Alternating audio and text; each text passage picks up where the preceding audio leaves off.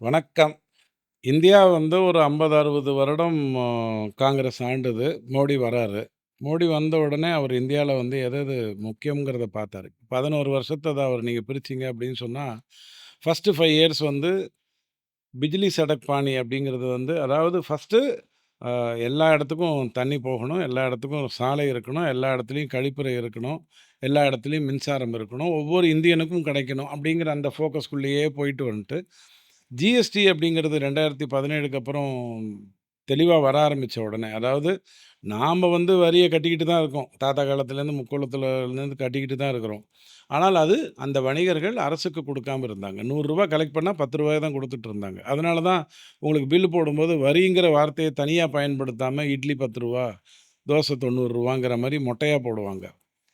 17ல GST வந்ததுக்கப்புறம் என்ன ஆயிடுச்சு அப்படின்னா, கொஞ்சம் கொஞ்சமா இந்த வணிகர்கள் தப்பு பண்றத சுருக்கி, சுருக்கி, சுருக்கி 60% மேல இன்னைக்கு தேதிக்கு வந்து ரூ. 100 வரி கலெக்ட் பண்ணா, அதில 60% ஆ மத்திய அரசுக்கு போயிடுது.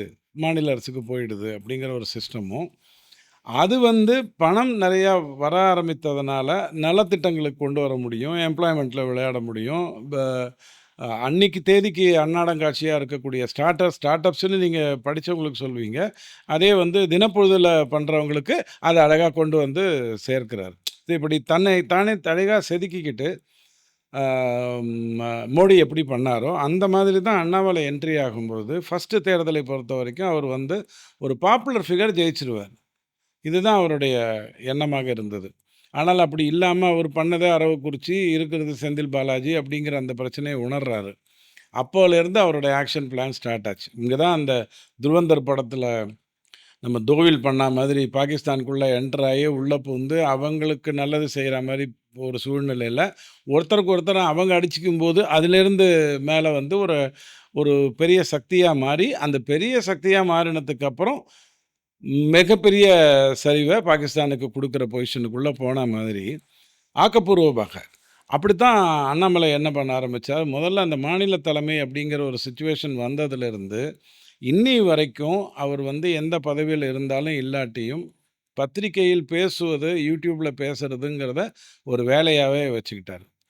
இன்டராக்ஷன். தன்னை வந்து ம் தெளிவா தான் யாருங்கிறத புரிய வச்சார். ஒரு விஷயத்த எப்படி நான் கிரகிச்சுக்கிறேன், அத நான் உணர்றேன், அத எப்படி உனக்கு உணர்த்துறேன், அத எப்படி நான் தீர்க்கப் போறேன். இந்த அடிப்படைக்குள்ள வர ஆரம்பிச்சத நீங்க பார்த்திருப்பீங்க. மோடி இப்படித்தான் ஆரம்பத்தில ஃபர்ஸ்ட்டு நெறைய வெளிநாட்டுக்கு போனதனுடைய நோக்கத்த அவர் அழகா சொன்னாரு.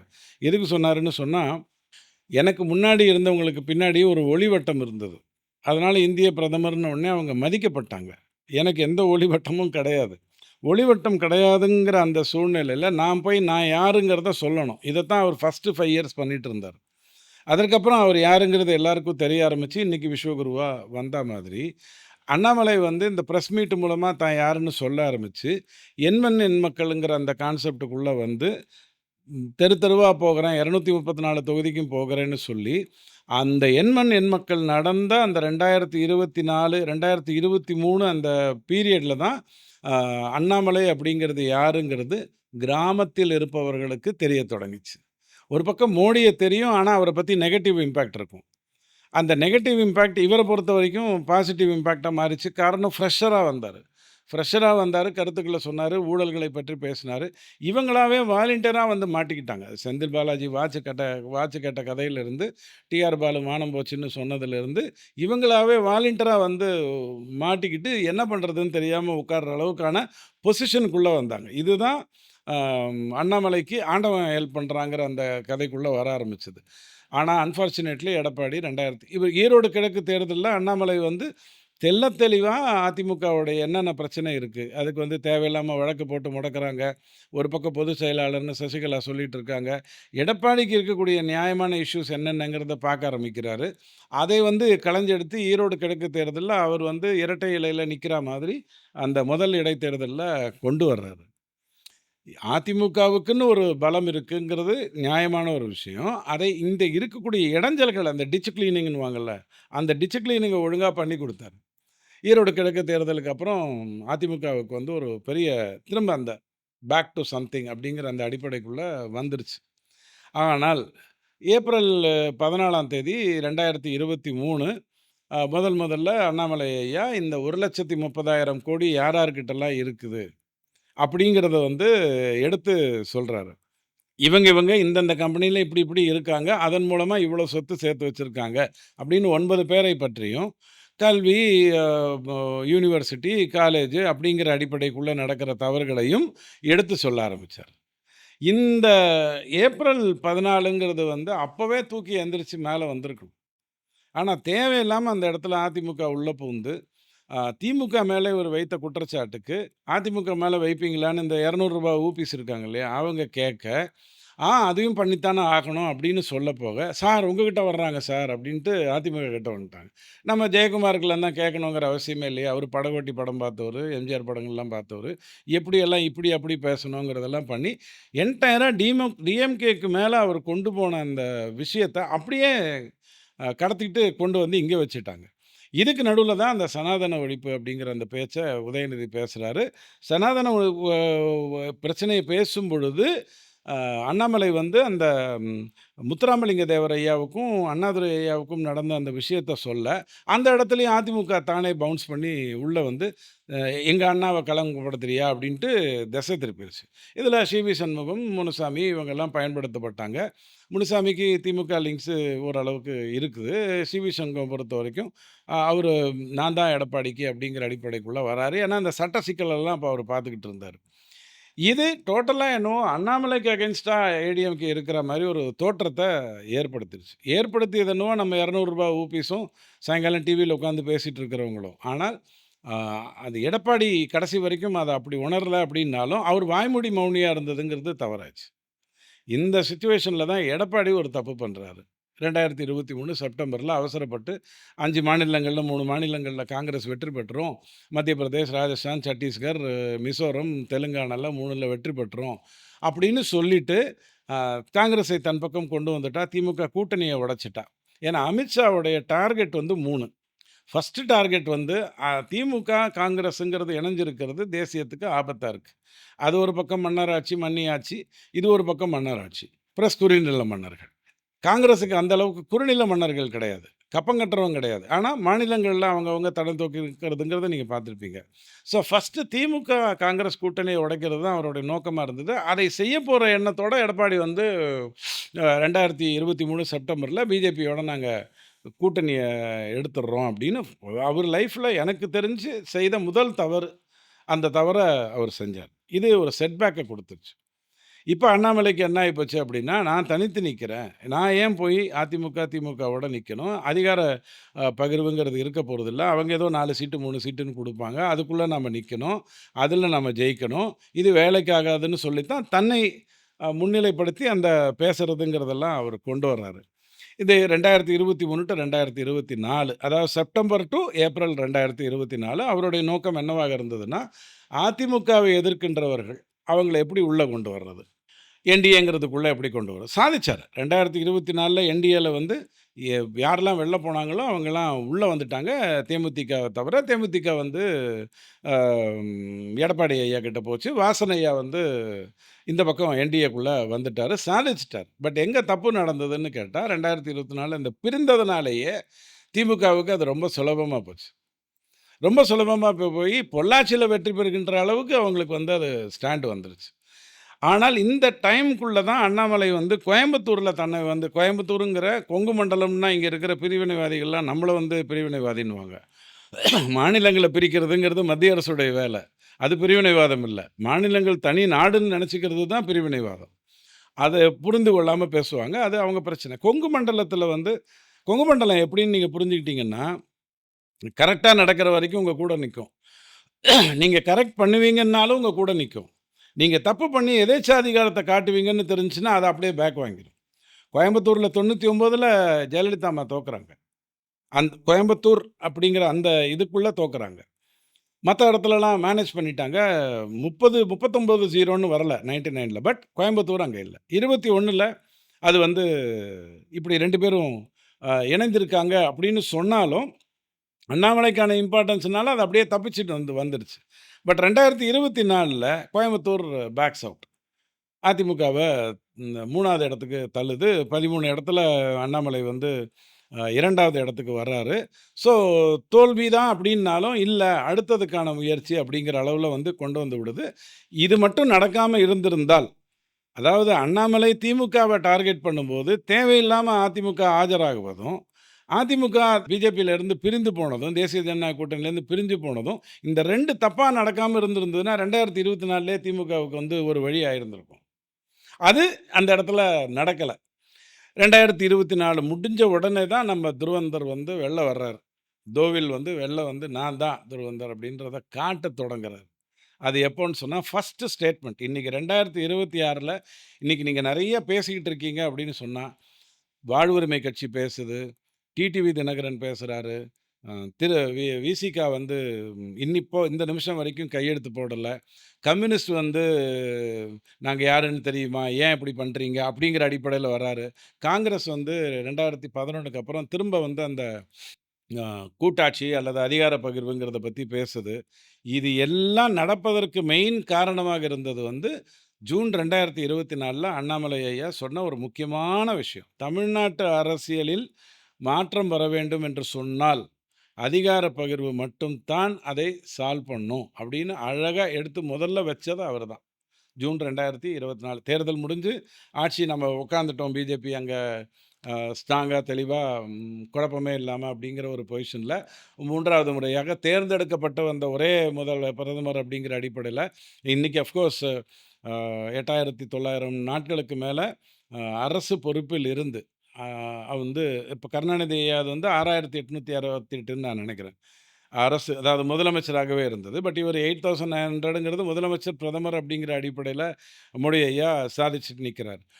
இப்போ இந்த மோடி ஐயாவால சாதிக்க முடியாம இருந்தது 6 மாநிலங்கள். இன்னி வரைக்குமே அது ஒரு பிரச்சனையா இருக்கு. தமிழ்நாடு, கேரளம், தெலுங்கானா, ஆ ம ஜார்க்கண்டு, பஞ்சாப், வெஸ்ட் பெங்கால் அப்படிங்கிறது.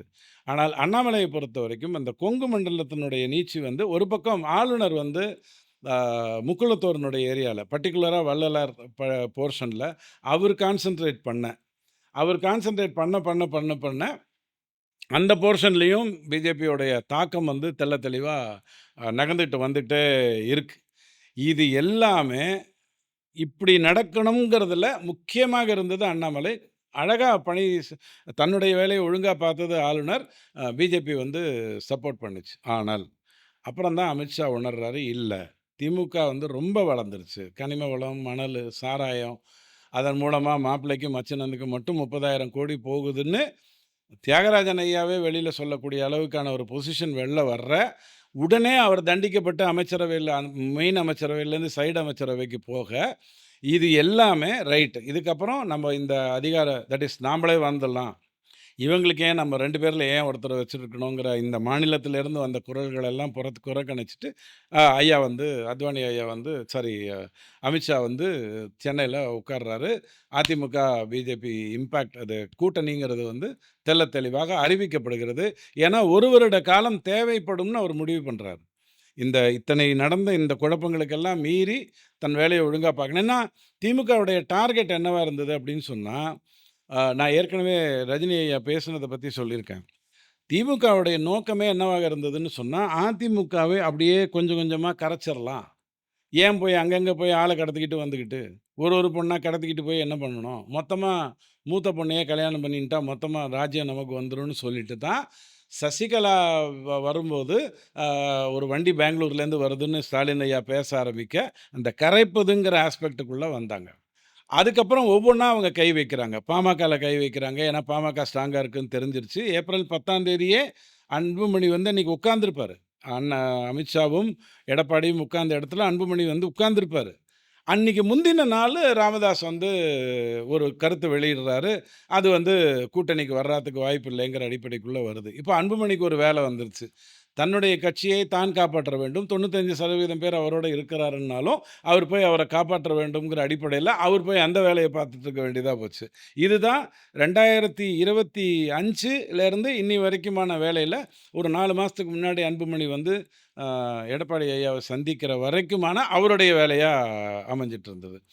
டிடிவி தினகரன பொறுத்தவரைக்கும் 2024ல கூட்டணிக்குள்ள வந்துட்டாரு, குழப்பம் இல்ல.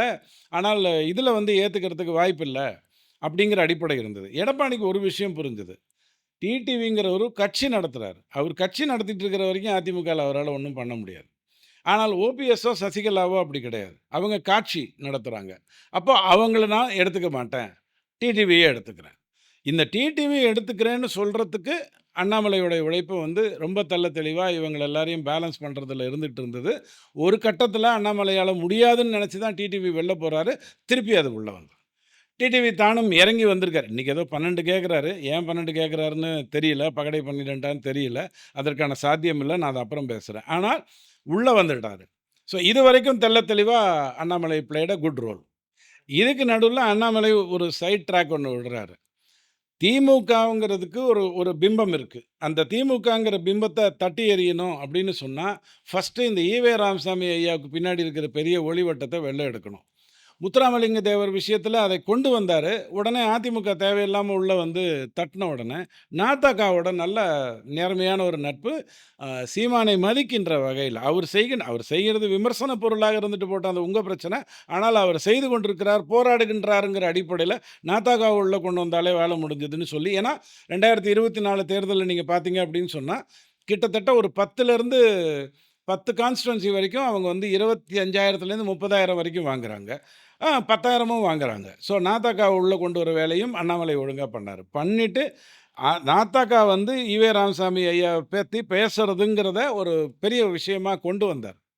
பட் நாதகா தனக்குன்னு ஒரு தமிழ் தேசியம்னு ஒண்ணு இருக்கு. நாங்க வந்து ஸ்ட்ரெய்ட்டா ஸ்ரீலங்காவையும், தமிழ்நாடையும் மிக்ஸ் பண்ணி ஒரு மிகப்பெரிய நாடு நடத்தி, நான் அதில ராஜாவாயிடுவேன்னு அவரு கனவு கண்டுட்டு இருக்கிறதுனால, மேப்ல நடுவுல நதி ஓடுறது தெரியல. ஸ்ரீலங்காங்கிறது தனி இறையாண்மைன்னு தெரியல. எந்த நாட்டினுடைய இறையாண்மையிலயும் இந்தியா வந்து என்னைக்குமே குடைச்சல ஏற்படுத்தாது. அதனால தான் பங்களாதேஷ வாய மூடிட்டு பார்த்துட்டு இருந்தது. அங்க ஒரு தேர்தல் நடக்கிற வரைக்கும்ங்கிறதெல்லாம் நாதகா ஐயாவுக்கு புரியல. இருந்தாலும் அவர் என்ன வேலைய பண்ணணுமோ அத ஒழுங்கா பண்ணிட்டாரு. ஈரோடு கிழக்கு தேர்தல்ல 2வது கிழக்கு தேர்தல்ல பார்த்தீங்க அப்படின்னு சொன்னா, அதிமுக கலந்துக்கல. அதனுடைய வாக்குகள எல்லாத்தையும் திமுக வாங்குது. ஏன்னா, அது பட்டிய அரசியல் நடத்துது. பிஜேபி 2024ல ஈரோடு கிழக்கு தேர்தல்ல வாங்கின வாக்கு அப்படியே சீமானோட சேர்ந்து, அந்த சீமானுடைய வாக்குகளா பிரதிபலிக்குது. இது வெட்ட வெளிச்சமா நீங்க கூட்டி பார்த்தாலே தெரிஞ்சுரும். ஸோ ஒரு பக்கம் நாத்தாக்காங்கிறது. இந்த விஷயத்தில தான் நடுவுல வந்து ஆண்டவன் தன் வேலைய ஒழுங்கா செஞ்சான். விஜய்க்கு புரிஞ்சு பண்ணாரா, புரியாம பண்ணாராங்கிறதெல்லாம் தெரியாது. விஜய பொறுத்தவரைக்கும் திமுகவ டிட்டோ காப்பி அடிச்சிட்டு இருக்கிறாருன்னாலும், முதல் மாநாட்டிலேயே அவர் கூட்டணி ஆட்சி ஏற்படும், அதிகார பகிர்வு இருக்கும்ங்கிற வார்த்தைய அவரு சொல்றாரு. ஸோ ஒரு பக்கம் நாத்தாக்கா ஈவே ராமசாமியை பற்றி ஐயாவை பற்றி பேசும்போதும், ஒரு பக்கம் விஜய் வந்து இந்த கூட்டாட்சி அப்படிங்கிற அந்த விஷயத்துக்குள்ள பேசுறதும், அண்ணாமலை ஆல்ரெடி அ பேசி தொடங்கிய அரசியல் மாற்றம் தமிழ்நாட்டில வரணும்னா, அது கூட்டாட்சியால தான் வரும் அப்படிங்கிற அந்த விஷயத்த ஆணித்தரமா பதிய வச்சுட்டு, அது மூலமாக நகர்ந்துட்டு இருக்கிறது வந்து எல்லா விதத்துலயும் ஆண்டவன் ஹெல்ப் பண்ற மாரி வந்துச்சு. நல்ல வேளையா, நல்ல புத்தி. திருப்பி பேச வேண்டியவங்களெல்லாம் பேசக்கூடியவங்களெல்லாம் வாயடைக்க வச்சுட்டு, இதுக்கு நடுவுல ஜோதிமணி க இந்த திருமணம், அதில நடக்கிற ஒரு இயல்பான ஒரு விஷயம். இப்படி Annamalai just posing up very clearly. நான் மாநில தலைவராக இருந்தாலும், இல்லாவிட்டாலும், அந்த பதவிங்கிறது ஒரு வெங்காய பதவி. அதில 1000 வேலைகள் இருக்கு. இருந்தாலும், இல்லாட்டியும் ஒரு காரியகர்த்தாவாக எப்படி நயனார் பண்றாரோ, அப்படி நானும் வேலை செய்வேன். எப்படி வந்து அந்த ஆ இந்த கான்செப்ட் ஆஃப் நாத்தாக்கா, கான்செப்ட் ஆஃப் விஜய் எல்லாம் ஒரு பக்கம் ஹெல்ப் பண்ணிக்கிட்டே வந்துகிட்டு இருக்கோ, இந்த அதிகார பகிர்வுங்கிறது வந்து நடக்குது, நடக்கல. முதல்ல திமுகவை வெளியேற்றணுங்கிற ஒரு விஷயத்த புரிஞ்சுகிட்டு, அவரு ஓப்பனா அண்ணாமலை சொல்றாரு. எடப்பாடியை இப்ப இல்ல, நான் சொல்றது ஒரு 3 மாசத்துக்கு முன்னாடி, 4 மாசத்துக்கு முன்னாடி. எடப்பாடியை முதலமைச்சராக்குவது தான் இந்த தேர்தல். இந்த டிரான்ஸ்ஃபர்மேஷன் தான் ஒரு மனிதனுக்கு வந்து தனக்குன்னு ஒரு பாதைய போட்டுட்டு அதில நடக்கணும்னு முடிவு பண்ணலாம். 4, 5 இடத்துல கீழ இறங்கி மேல ஏறணும், மலைப்பகுதியாக இருந்ததுன்னா. இதையெல்லாம் புரிஞ்சுகிட்டு அந்த டிரான்ஸ்ஃபர்மேஷன் அழகா கொண்டு வந்தார். So Annamalai played a very big role in AIADMK, BJP திரும்ப ரீயூனைட் ஆகுறது. ஏன்னா, அவர் அதை எதிர்பார்த்து அந்த பிரிவு நடக்கல. இவங்க தான் தேவையில்லாம ஆஜராயிட்டு இருந்தாங்க. நல்ல வேளையா புரிஞ்சுக்கிட்டாங்க. புரிஞ்சுக்கிட்டாங்கங்கிறத விட தெள்ளத் தெளிவா இணஞ்சாங்க. இன்னைக்கு வந்து நீங்க பார்க்குறீங்க அதிமுகவும், பிஜேபியும் அ எல்லாமே போராட்டங்கள்ல கலந்துக்கிறதுலேருந்து, ஒற்றுமையா கருத்துக்கள சொல்றதுலேருந்து, அன்புமணி தன்னுடைய போர்ஷன, டிடிவி தன்னுடைய போர்ஷன, நாத்தாக்கா இப்ப பெரியாரத விட்டுட்டாங்க. ஏன்னா, அவங்க நடுவுல போய் யாரோ அவங்க திமுகல இறந்தபோது, சபரீசன சந்திக்காம சந்திச்சுட்டு வெளில வந்தாங்க. அதுக்கப்புறம் அவருக்கு என்ன பிரச்சனை வந்துருச்சுன்னா, விஜய்ங்கிறது ஒரு பெரிய ஃபேக்டரா வந்ததுன்னா, தன்னுடைய வாக்குகள் பறிபோகுங்கிற ஒரு எண்ணத்தில அவர் விஜய ஃபோக்கஸ் பண்ணி பேச ஆரம்பிச்சுட்டாரு. பிஜேபிய விமர்சிக்கிற வேலைக்குள்ள போகலன்னாலும், திமுகவை விமர்சிப்பத குறைச்சுக்கிட்டாரு. தமிழ் தேசியம்ங்கிற அந்த பழைய பேட்டர்னுக்குள்ள வந்துட்டாரு. இப்போ உங்க முன்னாடி அப்போசிஷன் யுனைட்டட் அப்படிங்கிறதுல வந்து, இன்னைக்கு தாவேகா வந்து தன்னுடைய வாக்குகள தான் வாங்கிட்டு போனாலே, அதிமுகவுக்கு பாதிப்பு வராது. ஏன்னா, கடந்த ஒரு 15 வருடங்களாகவே விஜயுடைய திரைப்படங்கள்ல இந்த திராவிட சித்தாந்தங்கள், இந்த ஜல்லிக்கட்டுக்கு அப்புறம் அவரு இந்த இந்த கான்செப்ட் எல்லாம் நடந்துட்டு இருக்கும்போது, அதிமுக அல்லது எதிர்க்கட்சிகள் அப்படிங்கிறது வந்து ஒரு பக்கம் தாவேகா வந்து தன்னுடைய வாக்குகள ஒழுங்கா வாங்கிட்டு போகும். அது அதிமுகவுக்கு பெரிய பாதிப்பு குடுக்காது. ஆனா, திமுகவுக்கு உறுதியா பாதிப்பு குடுக்கும்.